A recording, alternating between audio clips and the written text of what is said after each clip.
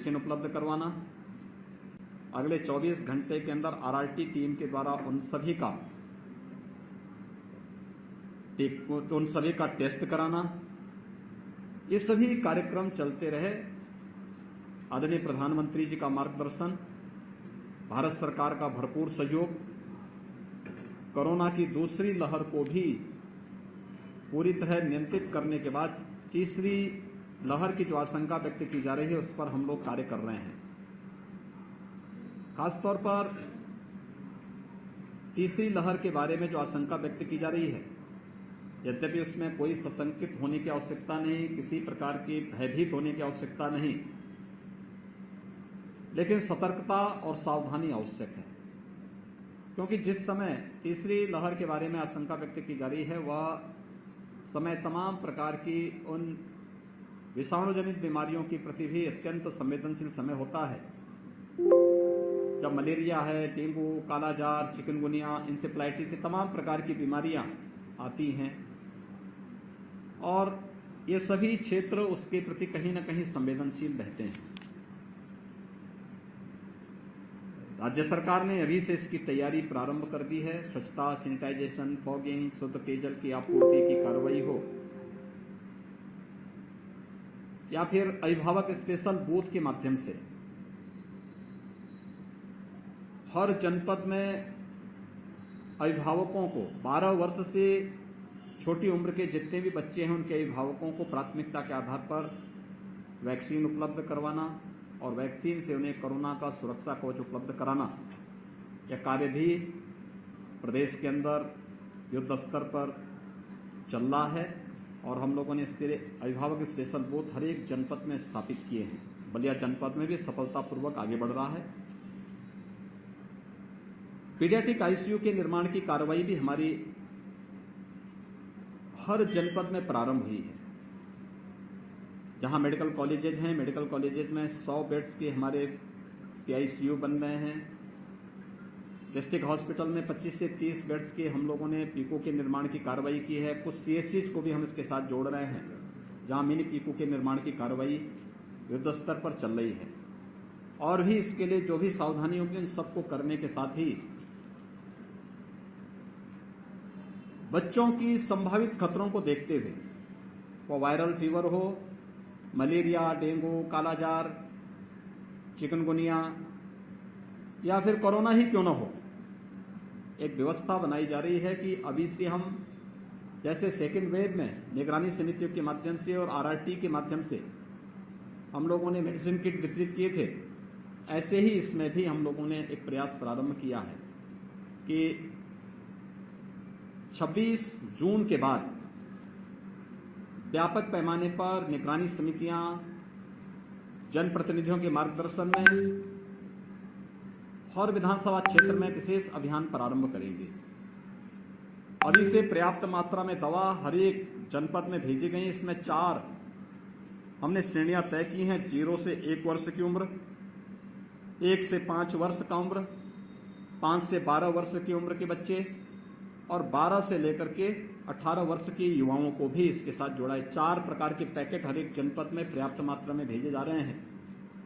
हमारी निगरानी समितियां डोर टू डोर सर्वे करके इस आयु वर्ग के जो भी बच्चे कहीं भी कोई लक्षण दिखाई देगा, फीवर है, सर्दी जुकाम है, उन्हें मेडिसिन किट उपलब्ध कराएंगे और अगले 24 घंटे के अंदर उनका फिर आरआरटी के माध्यम से टेस्ट करवाने की व्यवस्था। ये 4 प्रकार के कार्यक्रम हम लोगों ने अभी से अपना प्रारंभ कर रहे हैं। वैक्सीनेशन का कार्यक्रम सफलतापूर्वक चल रहा है। वैक्सीनेशन के कार्यक्रम में पूरे प्रदेश में अब तक हम लोग 2,46,00,000 से अधिक लोगों को वैक्सीन उपलब्ध करा चुके हैं। 18 से 44 वर्ष की आयु वर्ग के 53 लाख से अधिक लोगों ने अभी तक उत्तर प्रदेश में वैक्सीन लिया है और बलिया जनपद में भी 2,64,000 से अधिक लोगों ने वैक्सीन लिया है। वैक्सीन की प्रक्रिया को तेज करने की कार्रवाई हो रही है और 21 जून से भारत सरकार ने 18 साल से 44 वर्ष की उम्र के लोगों को भी, 45 वर्ष से ऊपर के लोगों को पहले से ही फ्री में वैक्सीन भारत सरकार दे रही थी। लेकिन हम लोगों ने एक प्रयास प्रारंभ किया है भारत सरकार ने 18 से 44 राज्यों के ऊपर सौंपा था। राज्य ने 1 मई से अपने यहाँ वैक्सीनेशन प्रारंभ भी कर दिया था, लेकिन अब वैक्सीन की पर्याप्त मात्रा में उपलब्धता और ये फ्री में वैक्सीन भारत सरकार देगी, इसलिए वैक्सीनेशन की गति को और तेज बनाने की कार्रवाई। अभी हम 4 लाख वैक्सीन प्रतिदिन दे रहे हैं। 21 जून के बाद हम इसे 6 लाख प्रतिदिन करने की ओर बढ़ रहे हैं और जुलाई प्रथम सप्ताह में हमारा प्रयास है कि प्रथम सप्ताह से ही हम लोग 10 से 12 लाख वैक्सीन प्रतिदिन प्रदेश के अंदर उपलब्ध करवाने का कार्य करेंगे। मुझे प्रसन्नता है कि बलिया ने वैक्सीनेशन के इस कार्यक्रम में वेस्टेज को न्यूनतम रखने का प्रयास किया है और मुझे लगता है इसको और भी अच्छे ढंग से आगे बढ़ाया जा सकता है। सेकेंड वेव में एक जो समस्या हमारे सामने आई थी वह थी ऑक्सीजन की आपूर्ति को लेकर के। भारत सरकार के सहयोग से राज्य सरकार ने अपने स्तर से भी, माननीय जनप्रतिनिधियों ने भी इसमें सहयोग किया है। बलिया के अंदर एक ऑक्सीजन प्लांट बनकर के तैयार हो चुका है, चालू भी हो चुका है। 6 नए प्रस्तावित हैं। प्रदेश के अंदर वर्तमान में हम 431 ऑक्सीजन प्लांट या तो निर्मित कर रहे हैं। 100 ऑक्सीजन प्लांट हमारे स्थापित हो चुके हैं, शेष प्रस्तावित हैं और उस पर तेजी के साथ कार्य आगे बढ़ेंगे।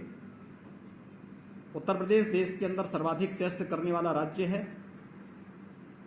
टेस्ट ट्रीट एंड ट्रैक के इस माध्यम से हम लोगों ने मजबूती के साथ इस कार्यक्रम को आगे बढ़ाने का कार्य किया है।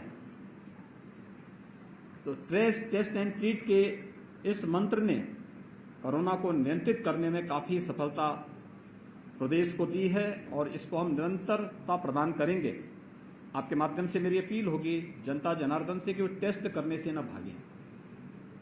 निगरानी समिति आती है, टेस्ट जरूर करवाएं, मास्क का इस्तेमाल भी जरूर करें, भीड़ भाड़ वाले स्थानों में जाने से बचें और मेरी अपील होगी कि वैक्सीन अपनी पारी आने पर जरूर लगाएं। हमारा प्रयास है कि गांव-गांव में हम वैक्सीनेशन के सेंटर स्थापित करें। गांव के पंचायत भवन में, गांव के विद्यालय में, अगर पंचायत भवन में ही कॉमन सर्विस सेंटर चल रहा है तो ये बहुत अच्छी बात है, लेकिन हम गांव-गांव तक पहुंचने का कार्य अगले महीने से प्रारंभ करने जा रहे हैं। तो वैक्सीन अपनी पारी आने पर जरूर लगाएं। हम सब आभारी हैं प्रधानमंत्री मोदी जी के, जिनके प्रयास से कोरोना को देश के यानी दुनिया के अंदर पॉजिटिविटी रेट में अगर आप देखेंगे भारत का रिजल्ट बेहतर है और मृत्यु दर को भी देखेंगे तो दुनिया के तमाम विकसित देशों की तुलना में भारत ने काफी हद तक इसको नियंत्रित करने में सफलता प्राप्त की है। लेकिन इस दौरान जनता के लिए, गरीबों के लिए, आम नागरिकों के लिए भी जो योजनाएं घोषित की हैं, प्रधानमंत्री गरीब कल्याण पैकेज के अंतर्गत अन्न योजना वितरित करने की व्यवस्था, मई से लेकर के दीपावली तक प्रत्येक जरूरतमंद व्यक्ति को खाद्यान्न की व्यवस्था, पर्याप्त मात्रा में खाद्यान्न व्यवस्था ये प्रारंभ हो चुका है। पर यूनिट 5 किलो चावल या गेहूं हर जरूरतमंद व्यक्ति को, राशन कार्ड धारक को भारत सरकार निःशुल्क उपलब्ध करा रही है। प्रदेश में 15 करोड़ लोग प्रति माह इस योजना से लाभान्वित हो रहे हैं। राज्य सरकार भी अपने स्तर पर 3 महीनों के लिए, जून, जुलाई और अगस्त में इस कार्यक्रम को, निःशुल्क खाद्यान्न के कार्यक्रम को अपने स्तर पर दे रही है। यानी 3 महीने मई, जून, जुलाई और अगस्त में प्रत्येक व्यक्ति को 2-2 बार निःशुल्क खाद्यान्न की सुविधा का लाभ प्राप्त होगा। हर जरूरतमंद इस संकट के समय में सरकार के सहारा की अपेक्षा रखता था। राज्य सरकार ने व्यवस्था की है। उस वर्ग को जो डेली कमाने खाने वाला है, लेबर क्लास है, स्ट्रीट वेंडर है, कुली है, या गांव में वह व्यक्ति जो अपनी नित्य प्रति के कार्यों के लिए समाज पे निर्भर रहता था, उन्हें भरण पोषण भत्ता देने की कार्रवाई भी। अभी हमने विगत दिनों जितने भी प्रदेश के अंदर रजिस्टर्ड श्रमिक थे, ऐसे 23 लाख लोगों को भरण पोषण भत्ता की पहली किस्त उन्हें उपलब्ध कराई है। स्ट्रीट वेंडर या फिर परंपरागत जो हमारे कारीगर हैं, उन लोगों को देने की कार्रवाई युद्ध स्तर पर चली, वेरिफिकेशन की कार्रवाई चल रही है। बहुत शीघ्र उन्हें भी भरण पोषण भत्ता का लाभ प्राप्त होगा। बलिया के अंदर स्वास्थ्य सुविधाएं और बेहतर हों, इसके लिए कुछ प्रस्ताव हम लोगों ने यहां जनप्रतिनिधियों ने मुझे उपलब्ध करवाए हैं। देखिए, एक चीज जिसके बारे में बहुत भ्रांतियां पैदा करने का प्रयास हो रहा है, वह है गेहूं क्रय केंद्रों के बारे में। अगर आप बलिया के अंदर देखेंगे तो कोरोना की सेकेंड वेव में विगत वर्ष की तुलना में, यानी जो आज एक किसानों से सीधे गेहूं क्रय केंद्र के माध्यम से क्रय करने और डीबीटी के माध्यम से उन्हें धनराशि उपलब्ध कराने की जो कार्रवाई चल रही है, हमने 2017 में प्रारंभ की थी। 2016 की अगर मैं बात करूं, 2016 में केवल 7 लाख मीट्रिक टन गेहूं का क्रय हुआ था। हम लोगों ने कल तक 54 लाख मीट्रिक टन गेहूं का क्रय सीधे किसानों से किया है। बलिया जनपद में 85,000 मीट्रिक टन से अधिक गेहूं का क्रय अब तक किसानों से हुआ है। अगर विगत वर्ष की तुलना हम करेंगे तो विगत वर्ष मात्र 48,000 मीट्रिक टन गेहूं का क्रय हुआ था, तो 48,000 की तुलना में काफी आगे, काफी ज्यादा गेहूं का क्रय हुआ है। लेकिन फिर भी जिला प्रशासन से कहा गया कि जहां भी वो मंडी हो, जहां पे किसान के द्वारा लाए जाने वाली इस उपज को बरसात से बचाया जा सके, क्रय केंद्र वहां पर 22 तक सुचारू रूप से संचालित करें, जिससे हर एक किसान को इससे राहत मिल सके। किसान के हित के लिए, श्रमिकों के हित के लिए, स्ट्रीट वेंडर के हित के लिए, एक सामान्य नागरिक के हित के लिए सरकार पूरी प्रतिबद्ध तरीके से कार्य कर रही है। हम न केवल कोरोना के खिलाफ इस लड़ाई को जीतेंगे, बल्कि विकास की प्रक्रिया को तेजी से आगे बढ़ाते हुए जो स्वास्थ्य सुविधाओं को और बेहतर करने की दिशा में जो प्रस्ताव यहाँ पे हमारे जनप्रतिनिधियों ने उपलब्ध कराए हैं, सरकार उस पर गंभीरतापूर्वक विचार करते हुए उस कार्यक्रम को आगे करेगी। धन्यवाद।